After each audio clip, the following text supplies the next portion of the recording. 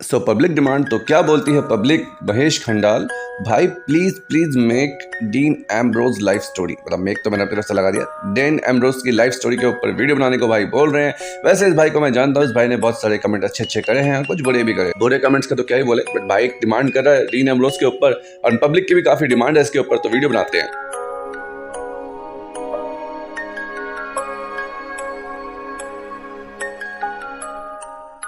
ये dean Ambrose भाई साहब है ना, ये इनका खुद का नाम भी नहीं है डीन एम्ब्रोज, ये WWE ने इनको दिया हुआ है। अब ये फिलहाल में अपना जो रिंग नेम यूज करते हैं वो जॉन मॉक्सली यूज करते हैं।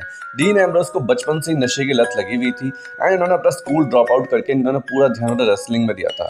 ये पार्ट टाइम काम करते थे, छोटी मोटी जगह वेटर अपना कैटरिंग का काम करते थे और पैसे इकट्ठे करते थे, और कुछ में नशा में यूज कर लेते थे और कुछ अपने रेसलिंग में लगा देते थे। तो इन्होंने स्टार्ट किया था इंडिपेंडेंट सर्किट से।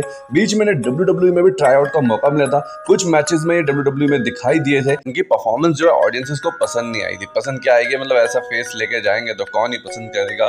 तो 3-4 मैचेस खेले इन्होंने, बट खासा परफॉर्मेंस पसंद नहीं आई थी। तो उन्होंने दोबारा से प्रैक्टिस करनी शुरू कर दी इंडिपेंडेंट सर्किट की तरफ एंड वहां पे ये चैंपियन भी बने एंड उन्होंने अच्छे अच्छे मैचेस देने शुरू करे। अभी भी इनको नशे की आदत पड़ी हुई थी, बट करते करते करते ये पहुंच गए जैसे तैसे NXT में। NXT में जब पहुंचे तो इन्होंने CM पंक को वहां चैलेंज कर दिया, हालांकि हार गए पर CM पंक ने इनकी काफी तारीफ करी। उसके बाद ये वहां के मैनेजर विलियम रीगल के पीछे पड़ गए, बार बार उनको चैलेंज करते, मारते पीटते। तो ये सब चीजें ऑडियंसेस को, जो NXT ऑडियंसेस को पसंद आ रही थी एंड WWE इनके बारे में कुछ सोचना शुरू कर रही थी कि इनको कैसे काम में लाया जाए, क्योंकि इनका जो बिहेवियर पूरा लूनेटिक होता था, मतलब पागलपन से ये दिखाते थे एंड इनका फेस भी कुछ हिसाब से रहते थे। तो इनको मौका मिलता है सर्वाइवर सीरीज में रायबैक को हराने का एंड शील्ड ज्वाइन करने का। तो ये अपना सर्वाइवर सीरीज में डेब्यू करते हैं एंड मदद करते हैं CM पंक की।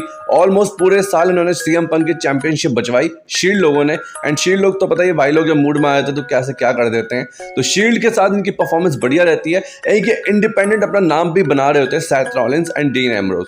रोमन रेंस तो लाइमलाइट में नहीं रहते थे, बट ये दो बंदे पब्लिक के अटेंशन को कैप्चर कर लेते थे। डीन एम्ब्रोज उस टाइम पे यूनाइटेड स्टेट्स चैंपियन बन जाते हैं एंड ये दोनों अपनी टैग टीम डिवीजन संभाल रहे होते हैं, Roman Reigns and Seth Rollins. सब कुछ अच्छा चल रहा होता है जब सेथ रॉलिंस ब्रेक कर देते हैं शील्ड को। उसके बाद से ये दोनों अलग हो जाते हैं। यहाँ पे डीन एम्ब्रोज रोमन रेंस को तो कुछ नहीं कहते हैं स्टोरी लाइन के अकॉर्डिंग, बट सेथ रॉलिंस की वो वाट लगाने में लग जाते हैं। सेथ रॉलिंस को तो मौका नहीं छोड़ते थे मारने पीटने का। और ये चीज हमें देखने को मिलती है कि जो लूनेटिक फ्रेंड है वो हर किसी को मारने में लगा रहता है, खास तौर पे अपने दुश्मनों को, बट वो एक अच्छा बंदा है और ये चीज पब्लिक को पसंद आ रही होती है। दैट्स द रीजन वो चैंपियन भी बनते हैं, WWE चैंपियनशिप वो कैप्चर करते हैं एंड काफी लंबे टाइम तक वो चैंपियनशिप को रिटेन करते हैं। तीनों शील्ड ब्रदर्स का मैच होता है, उसमें भी डीन एम्ब्रोज ही जीतते हैं चैंपियनशिप।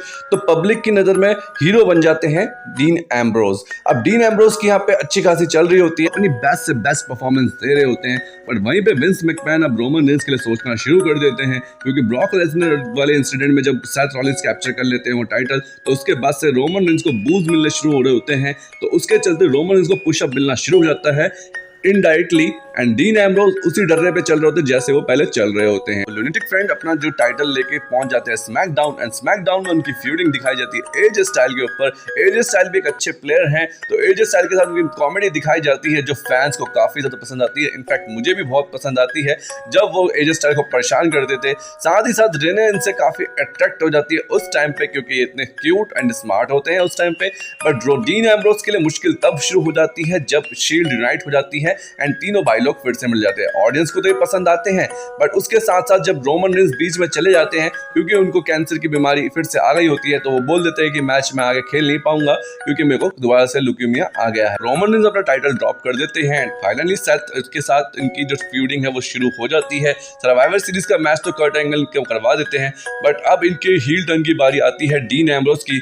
एक टाइम पे सेथ रॉलिंस ने शील्ड को तोड़ा होता है, यहाँ पे डीन एम्ब्रोज को विलन दिखाया जाता है। तो डीन एम्ब्रोज कर लेते हैं heel turn against Seth Rollins and उनको मार के अपना एक मैच करना शुरू कर देते हैं। अब यहाँ से जो फैंस हैं वो डीन एम्ब्रोज के प्रति थोड़ा सा कम वो अट्रैक्ट होता है, सेथ रॉलिंस को ज्यादा अटेंशन देने लग जाते हैं।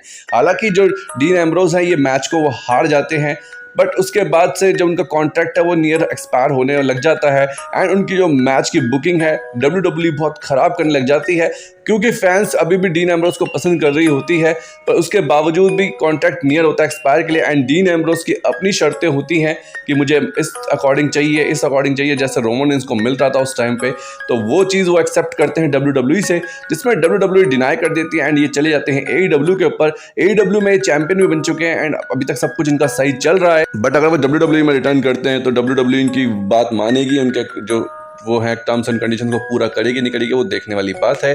मुझे पता है मैंने वीडियो बहुत ब्रीफ बताई है क्योंकि लंबी वीडियो कोई देखता नहीं है। अगर आपको लंबी वीडियोस देखनी हो तो चैनल को like share subscribe and notification bell icon को दबा लो, फिर मैं आगे कुछ सोच सकता हूँ।